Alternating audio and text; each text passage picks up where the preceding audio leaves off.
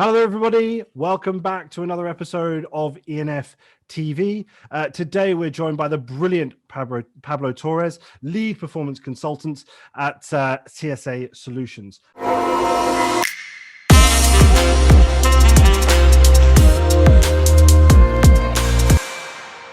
Pablo, thank you so much for joining us today. My pleasure. Thank you. I was going to say, I should have said Pablo Torres.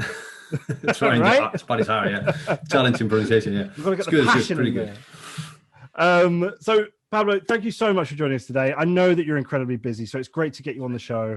I've been really looking forward to this, and I know that we've been talking about actually getting you on for a couple of months now, so it's great to get you on. So thank you for taking the time to be with us today. My pleasure. Thank you for inviting me. So how we basically like to start the shows is really to understand a bit about you, a bit about your background, and of course, what your current role is with TSA. So please do, Pablo, take it away. Okay, perfect. So I'm a hotelier by passion. So I worked in hotels for 10 years. I studied in Spain, and then I went to Ireland, the usual, improve your English, so let's go abroad. So I was there for a couple of years, then came to England for another 2 years, Germany, and then back to Spain. Always working in hotels, rooms, revenue management, until 2011. So 10 years ago, I joined TSA, consulting and training globally. So first I was still based in Spain, in Alicante. And then in 2014, I moved to the UK, back to London. I've been here almost for 7 years now, doing similar roles within TSA, so consulting and training, coaching teams to help them drive performance within the hotels. Right. And I suppose in terms of, your changes from obviously the hotelier side of things to going into TSA. Now, if you could just tell us a bit about what TSA do, what they offer their clients, what the scope of your role is, and what you're actually doing within the industry, because of course there are complexities to it, there are levels to it, but you're also somebody that is very involved in the industry. So it'd be great to understand a bit more about what it is that you're doing for your clients and the wider TSA sort of solution, I suppose. Yeah, so we specialize. The company's been going on for over 30 years, and we specialize on helping hotels drive ancillary revenue. So usually the easiest example is upsell, front desk upselling and cross-selling. So that's let's say, best selling. But we also help other departments. So it could be a spa, for example, with their ancillary revenue. It could be F&B with the increasing the average ticket, reservations to convert more calls into reservations, and also upselling. So it's mainly helping hotels increase the ADR, at the same time increasing the satisfaction of customers. So the mantra there is always make sure the guest leaves the hotel more satisfied, having spent more money. Sure. So finding out how to get that extra little pound or dollar from different outlets. Yeah. And I suppose it sort of brings me on to my first question to yourself. In terms of the accommodation industry, we've seen an incredible amount of change. What do you see the future for the hospitality, I suppose, the accommodation industry? What do you see in terms of the future for it? Well, massive change. So, are we doing reviewing some numbers? For example, in London, where we are, there are 150,000 hotel rooms, roughly. Depends on where you look, but more or less that's the number. The best year in terms of occupancy, was 85% occupancy. So it leaves 25,000 empty rooms every single day in London. Sure. Now, there is going to be a drop in corporate business travel globally because of the current pandemic. A lot of people realize that it's fine to work remotely, or companies are opening up the door to have that as an option. So So if we already have over 20,000 empty rooms every day in London, and you take a slice of between 25 and 50%, that's what big companies are calculating. They're going to drop in terms of business travel. Imagine the number of rooms that you have empty there. So it's going to be the way I see it, it's going to be a big shift in how accommodation works. Yeah. City and leisure, hotels and rental accommodations, so the Airbnbs and all that, because more and more companies are getting there. So you have Booking.com is listing some 6 million properties, like private accommodation. You have Vervo, which is part of Expedia. Even Accor hotels, they have their own brand of rental accommodation, so they're shifting towards there, which is going to hit hotels as well. And the same happens with lesser destinations. So you look at the southern coasts or islands, they have a similar ratio, when it comes to occupancy, empty number of rooms. And you have new segments coming. You have remote working and digital nomads, which is growing and growing. Again, in part because of the pandemic, So you need to cater for that specific segment. So the usual hotel room that you had in the past is not good for them. They're looking for something different. So either will be private accommodation, long stay, or hotels create something different for them to cater for their needs. Right. And there is another big segment that it's growing, and that is retired people. So the silver or the gold economy, how you call it. So in Europe, there's going to be in a couple of decades, over 80 million people over 65, which are able, but they're retired. So might want to spend some time, not the usual 1 week in a hotel, but longer period of time in certain destinations, usually where there's good weather. So again, back to Southern Europe, there is no specific supply of accommodation for them. Sure. So the concept that you have, for example, in the States, within Florida, is a lot of assisted living, people go in there with the golf course and the condominiums. That concept doesn't really exist in Europe. So you have a lot of empty hotels that are going to be redundant because there's no need for them. There's oversupply of rooms. And at the same time, so new segments coming, the digital nomads or the retired people who don't have accommodation suiting their needs. Yeah. So there is a mismatch at the moment. And I think that's how the accommodation industry is going to have to steer towards it. Do you see, in terms of more specifically, I suppose, the upselling perspective here, because of course, we're going to be stepping into, as soon as obviously everything starts opening, we're going to be stepping into a market that is effectively going to be sort of a piranha fest. There's a taste of blood in the water, and it's just going to go mental. Okay, so a little bit of business comes into the London market, for example, everybody is going to be on it. How do you think that upselling piece is being sort of accepted? Is there a desire to look at upselling solutions right now, or is it pretty difficult to get into conversations with hoteliers right now about getting them to look at it? Because of course, as we all know, there's very much two mindsets with regards to looking at your tech stack right now. It's either we invest or we wait until our doors open. That's sort of the two real sort of ballparks here. What have you seen from your perspective? Because of course, I've spoken to a number of different people within other upselling focused businesses. I'd just be interested to understand what your perspective is on that. I mean, the same applies to upsell than anything else. So there's been, now during the pandemic, some hotels have closed for several months. Some of them have invested in technology or in training for the team, etc. And others have just shut the door and say, okay, whenever things change, we'll reopen again. Obviously, the first group, the ones who've been investing, either tech or training, they have an advantage point when it comes to reopening. So what we have to do, the firms that we offer solutions or advice, consulting, call it whatever, to the hotels, is be very, very flexible and try to adapt to their needs. Sure. The way we see it, there is a great demand for our services because, as you say, it's going to be this piranha effect. So the pie is what it is, and you want to increase your piece of the cake, obviously. So if it cannot be increasing occupancy because there is no more demand, what you need to do is get as much revenue as possible from that demand without being pushy. And that's the challenge there. So you cannot be aggressive selling. It needs to be suggestive sale. So always treating the guests nicely and making sure that you're covering their needs. Now, especially when it comes to leisure and holidays, a lot of people who couldn't travel for over a year now, and they really want to go travel. And in the next few months, it will be key because they want to treat themselves. They've been saving. The one who managed to keep their jobs, they've been saving for over a year. They couldn't go anywhere. So now they have that income to spend. So it might not be in the room, but it might be something extra, treating themselves a nice dinner, or a different sort of trip, or maybe a higher category in the room because they haven't been able to enjoy for a while. Sure. This is actually an interesting one because you talked about ancillaries. And I think one of the things that I've seen with a lot of hoteliers is rather than price dumping, rather than chucking the price down, they've tried to add value. They've tried to add things to their current packages to then bring those, I suppose, those ancillaries into more of a primary position.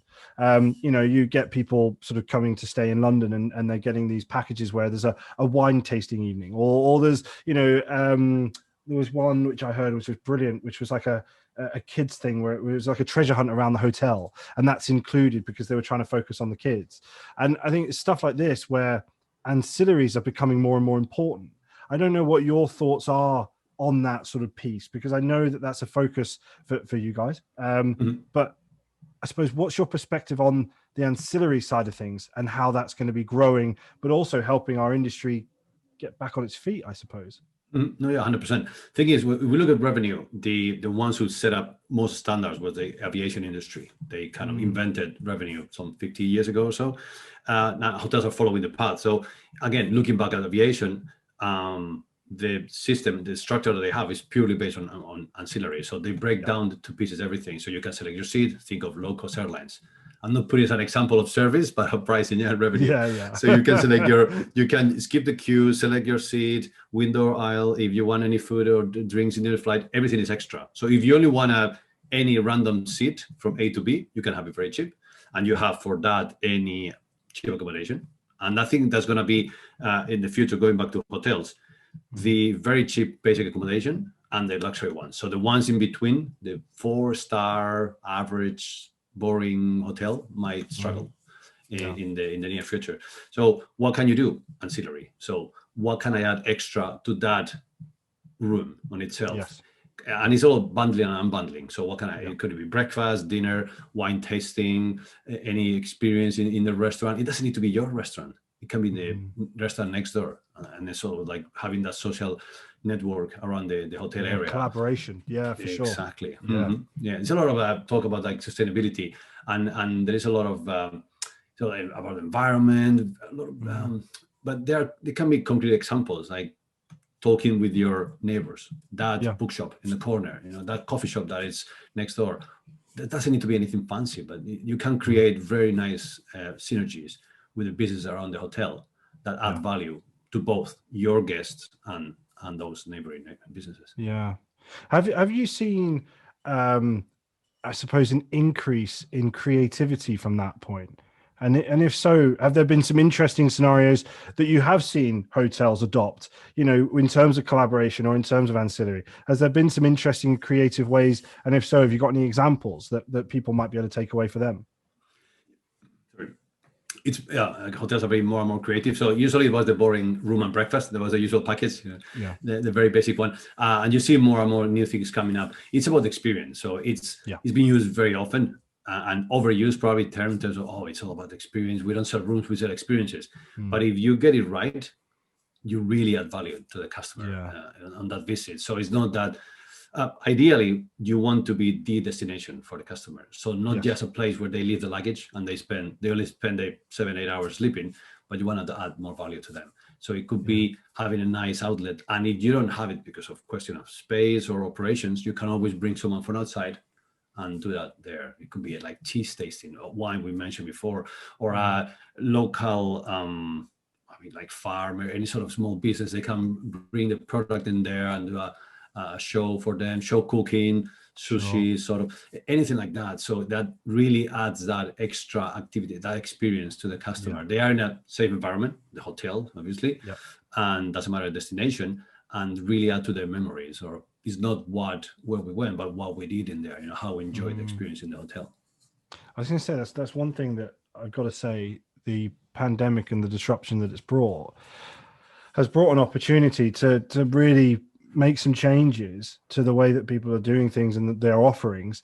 And I hope that this is something that we see continue going forward in a post-pandemic market, because I do think that adding these segments, adding these ancillaries into packages that are maybe things that they wouldn't have done before, or if they did, it would have been another year or so before they even came up with it. I think there has been some positivity from that that we will continue to see going forward, because I think as a necessity, hoteliers have had to become more creative. They've had to think outside the box in terms of their space. And that's becoming more and more apparent, especially from obviously what you've said. I'm going back to what you're saying about the space and the use of the space and getting extra revenue in there. So I was reading an article a few weeks ago about how a hotel in New York, they have the suites were empty because occupancy is very, very low. So they were renting the living room of the suites as private dining rooms. Right. So you have the social distancing, number of people who is safe to have dinner, and then it could be either done within the hotel in their kitchen or brought from outside, and the hotel staff will serve it. So it's a great idea on how to get extra revenue from a suite that otherwise would be empty, for example. Yeah, completely agree. Or I mean, going back to the hotel concept, in the past, the lobby was a boring space to queue for check-in, and nowadays many hotels, they have a really buzzy bar, cocktail bar, for example, in the lobby, full of light. That's creating a new stream of revenue within an empty space a space that used to be empty like 10 years ago. Yeah. Mhm. And I suppose, the sort of final question to yourself is, what's been going on with TSA? What's been happening within the business, or what's been going on with you guys? Anything exciting, any developments or anything going on, going forward? Yep. Well, it's finally official now that we are part of the FPG group. So Frontline Performance Group was our main competitor. So they're based in Florida in the States, and they've been working with the industry for many years. So they started with the automotive and rent-a-car industries. They grew into hotels a few years ago, and now they've acquired TSA. So we are now one. So I think congratulations. We're working with thank you. We're working with some of the biggest brands globally. TSA headquarters in Singapore, so we have like this global presence now. So it's going to be great. So we're going to be the number one, the biggest firm when it comes to front office technology and providing training services. So I'm really excited. Fantastic. And I know, obviously, you've been hosting your own show, right? Yeah.